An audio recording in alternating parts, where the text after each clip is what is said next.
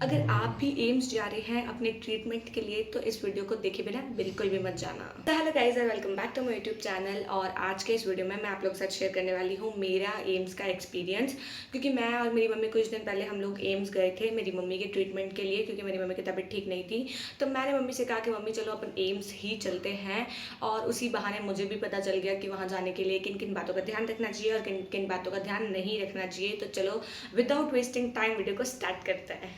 तो सबसे पहली बात, अगर आप किसी सरकारी अस्पताल में जा रहे हैं तो आपको सुबह जल्दी जाना होता है, जिसकी वजह से आपका नंबर जल्दी आ सके और आपका जो ट्रीटमेंट है या फिर आपका जो चेकअप है वो जल्दी से जल्दी हो सके। तो जल्दी नंबर आ जाए इस चक्कर में मैं और मम्मी सुबह 8 बजे ही चले गए थे। जाने के बाद में मैंने ओपीडी से टिकट बनवाई थी जिसका चार्जेस 10 रुपये लगता है। उसके बाद में हमें पीएनआर डिपार्टमेंट में जाना था, तो वहाँ पे जाते जाते हमें 8:50 तो हो ही गया था। वहाँ पे जाने के बाद हम लोगों ने आगे अपनी पर्ची ऐसे दी और उसके बाद में वो नाम अनाउंस करते हैं जब हमारा नंबर आ जाता है तब। तो ये सब कुछ जब तक हुआ था तब तक 9:30 तो बज ही गया था, 9:30 9:45 तक हो गया था।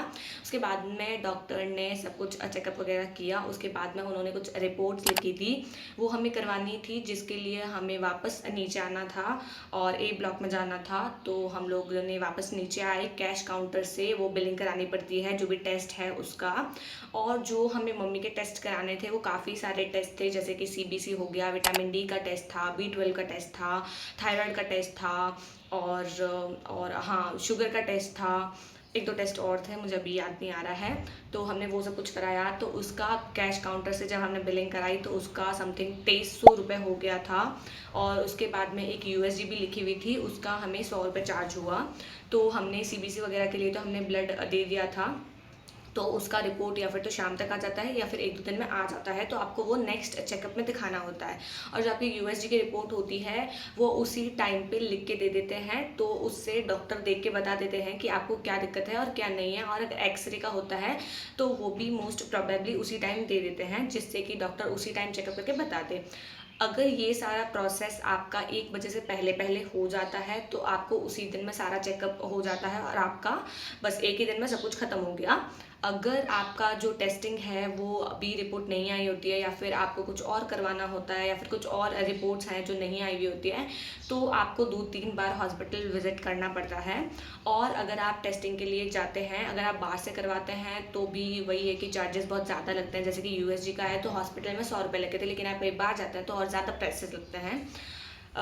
तो लेकिन जो लाइन होती है ना वहाँ हॉस्पिटल में, वो इतनी लंबी लाइन थी। मतलब हम लोग ब्लड टेस्ट के लिए गए थे, वहाँ पे इतनी लंबी लाइन थी, मतलब कि मैं तुम्हें क्या ही बताऊँ। लेकिन वहाँ पे हमने थोड़ी सी तिकड़म लगाई, हमारी थोड़ी सी जान पहचान थी, जिसकी वजह से हमारा टाइम बच गया। टेस्टिंग वगैरह सब कुछ कराने के बाद में यूएसजी के लिए तो इतनी ज़्यादा लाइन नहीं थी, एक ही पेशेंट था हमारे आगे और फिर मेरी मम्मी का ही नंबर था। लेकिन इतनी सारी टेस्टिंग कराने के बावजूद भी, इतनी तिकड़म लगाने के बावजूद भी हमें सिर्फ 1 ही बजा था और 1 बजे तक हम लोग फ्री हो गए थे। अगर हम लोग 1 बजे तक फ्री नहीं होते तो हमारा मतलब हमें एक और विज़िट करना पड़ता, जिसके अंदर वो सारी रिपोर्ट्स वगैरह देखते। वैसे ब्लड टेस्ट की रिपोर्ट अगले दिन आती है या फिर सेम डे शाम के टाइम पे आती है, तो आपको एक नेक्स्ट विज़िट तो लेनी ही पड़ती है। और उस विज़िट के लिए भी आपको नेक्स्ट डेट के लिए भी एक लाइन में खड़ा होना होता है, जहाँ पे सिर्फ डॉक्टर मतलब और भी कुछ काम करते होंगे यार, लेकिन सिर्फ वहाँ पे आपको उस लाइन में इसलिए खड़ा होना पड़ता है कि वहाँ पे आपका नंबर आ सके नेक्स्ट विजिट के लिए।